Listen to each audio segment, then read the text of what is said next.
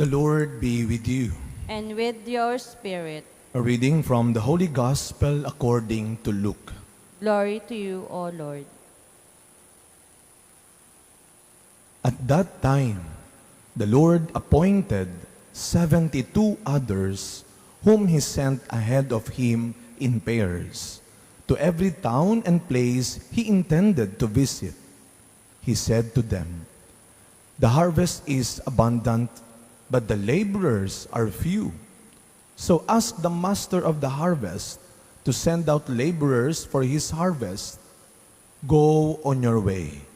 Behold, I am sending you like lambs among wolves. Carry no money bag, no sack, no sandals, and greet no one along the way. Into whatever house you enter, first say, 'Peace to this household.' If a peaceful person lives there, your peace will rest on him. But if not, it will return to you.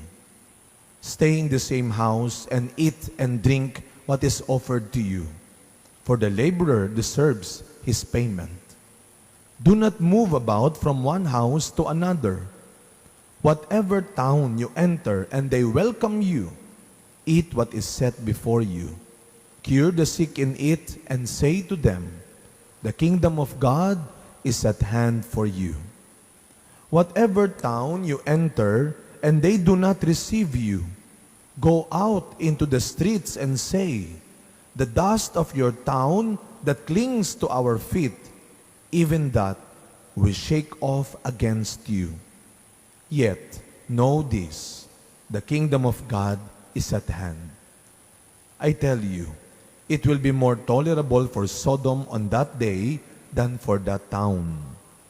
The 72 returned, rejoicing, and said, "Lord, even the demons are subject to us because of your name."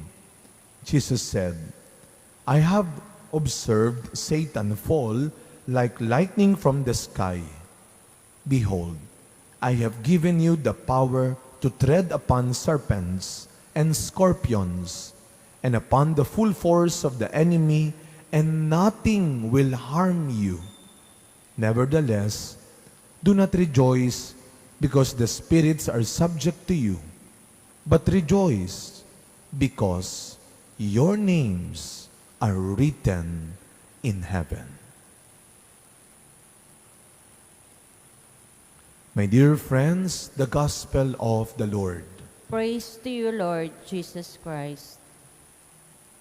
Good morning po sa inyong lahat. Pakibati muna ang katabi natin ng good morning. And thanks be to God sa pagsikat ulit ng magandang araw. And we do not know kung gaano na naman katagal ang sikat ng araw na ito. But tayo ay buhay pa rin pare-pareho na dapat nating ipagpasalamat sa Diyos. This is the 14th Sunday in Ordinary Time, and this is the first Sunday of the new month, first Sunday of July. And alam ho natin that every first Sunday, towards the end of our Mass, magkakaroon ng blessing ng mga may birthday. Na? Every first Sunday, may naalala ho ako sa isang simbahan na na-assign ako. Tuwing first Sunday, nagbe-bless din ng may birthday. Napansin ko, may isang matanda, parang buwan-buwan. Siyang every first Sunday, pupunta siya at magpapabless. Sabi ko, parang buwan-buwan, birthday naman ito. Sabi ko, yung iba nga ayaw pa mag-birthday, ikaw naman nagmamadali na. Yung iba ayaw pang tumanda, ito'y nagmamadali na, buwan-buwan. And then habang nagre-reflect ako, and I think that is right, no? We should not only celebrate, remember, honor our birthday once a year. In fact, not only monthly, but every day. We should remember the day of our birth. Ipagdiwang natin, alalahanin natin, ipagpasalamat natin araw-araw ang kapanganakan natin. Because definitely, not all were given the chance to be born. At hindi lahat naging matagumpay na isilang. mabuhay tayo. Ang bilin sa atin, kapag tayo'y nabubuhay pa, na, sa dami-dami ng mga montik-montik ka na, gumaling ka lang nailigtas ka lang. Anong sinasabi natin kung minsan? May misyon ka pa. Yan ang sinasabi, kaya naligtas ka kaya gumaling ka kaya buhay ka pa May misyon ka pa. We all live with a purpose, with a mission. Kaya katulad po ng pag-asa, ng kagalakan ng Jerusalem sa ating first reading ngayon, they rejoice. They were full of hope. Sa kabila ng ginagawang pang-aapi sa kanila ng mga taga-Babylonia, ang Jerusalem ay punong-puno pa rin ng pag-asa sa Diyos. Ang Diyos na magbibigay pa rin sa kanila ng kaaliwan, ng kaginhawaan. Ito ang pinanghawakan ng mga taga-Jerusalem. Sana tayo rin, patuloy tayong maging matatag sa kabila ng sunod-sunod o sabay-sabay na pagsubok sa buhay. Wag nating bastang isuko ang oras, ang lakas na binibigay pa ng Diyos para sa atin. Just like Jerusalem, during that time, they focused. They just remembered the power, the goodness of God to console them. Sana tayo rin.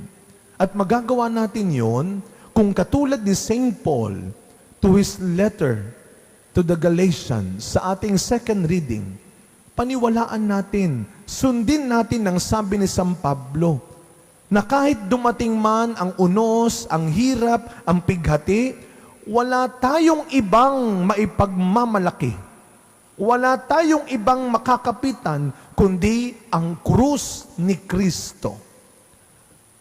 Well, pag sinabi natin krus, sa lengguwahe natin, sa pag-iisip natin, problema. Pag sinabihan kang, alam mo, krus kita, di ba masakit yun, ano? Alam mo, itong asawa ko, ang krus ko, Father, Itong panganay ko, ang krus ko, Itong bunso ko, ang krus ko, Itong aking nanay, itong aking tatay, ang krus ko ngayon. Masakit yun. But how come St. Paul is telling us now na wala tayong maipagmamalaki kundi ang krus ni Kristo? Why? Dahil sa kamatayan at muling pagkabuhay ni Kristo, ang simbolo ng dating kahihiyan ay naging simbolo ng kaligtasan. Because when we look at the cross, we do not just look at the cross as a sign of suffering, as a sign of death. But because of the resurrection of Christ, the cross became a symbol of salvation. Kaya kapag tayo po, kaya yung mahalaga yung pag-aantanda ng krus, inauso yung pocket cross, yung palm cross. Kaya sa bawat bahay, dapat meron tayong krusipiho. Hindi lang cross, krusipiho, crucifix. Because remember, a cross without Christ is a defeat. But because of the man on the cross, it became a victory. Kaya tayo dapat merong krusipiho. Yun ang ipagmamalaki natin. At yun ang bilin ni Kristo sa kanyang 72 alagad pa. Huwag kayong makakalimot sa inyong misyon. Lahat tayo hanggang ngayon ay binibigyan pa rin ni Kristo ng misyon. Ano ang misyon natin? Ipahayag ang mabuting balita sa salita at sa gawa. Huwag nating kakalimutan na sabi nga ni Kristo sa kanyang mga alagad, hindi man laging magiging madali, hindi man laging magiging masaya ang inyong pagmimisyon, kasama ninyo ako. I will be with you always. I will never leave you. Bukod sa binilin niya sa ating ebanghelyong narinig ngayon, binalaan naman sila ni Kristo Do not expect that everybody will like you. That everybody will believe in you. That all will follow you. No. Sa isip-isip natin, kung ang Panginoon nga hindi pinakinggan noon ng lahat. hindi tinanggap noon ng lahat, how much more tayo na alagad lang niya? Pero anong paturo niya sa atin? Huwag kayong papantay sa kasamaan nila. Huwag ninyong papatulan ang kasalanan nila. Anong ginawa? Ano ang turo ni Kristo? Lumabas kayo sa bayan na iyon, and you shake the dust of your sandals. Iwan ninyo ang anumang mali, masama, at huwag ninyong tutularan. Huwag ninyong papatulan, then leave. Sinisigurado ng Panginoon na lagi niya tayong kasama. At ang paalala lamang sa atin, sana sa oras ng mga pagsubok, sa oras ng mga paghihirap, magpaka-Kristiyano pa rin tayo. Maging misyonero pa rin tayo ni Kristo. At tulad ng sagot ni Kristo sa balitang tagumpay ng 72, no? Bumalik yung 72 eh. And perhaps ang sabi nila, Lord, mission accomplished, napalayas namin ng demonyo dahil sa pangalan mo. Napalayas namin, nagtagumpay kami, natalo namin sila. Pero ano ang paalala ng Panginoon? Sandali lang. Huwag niyong kakalimutan that there is more than the praises of this world for you. Na meron pang higit sa papuri ng mundong ito sa kabutihan at magandang nagagawa mo. Huwag ikakapalakpak ng iyong tenga ang papuri at paghanga ng iba. Dahil ang lagi mong hahangarin ay ang makasama ka sa listahan ng kaligtasan. Maybe not here, maybe not now, but do not forget, we are in this world, but we are not for this world. Because God is preparing heaven for you. As we continue this celebration, my dear friends, patuloy nating ihanda, ipagkatiwala sa Diyos ang bawat araw na nagsisimula pa. Huwag natin sasayangin ang bawat araw ng ating buhay para tuparin pa rin ang nag-iisang misyon natin. And that is salvation. Nawa tayong lahat ay maging tunay na alagad ni Kristo, naniniwala sa Kanya, sumusunod sa Kanya, nagtitiwala sa Kanya. Every day, we celebrate our life with a purpose, with a mission. Amen.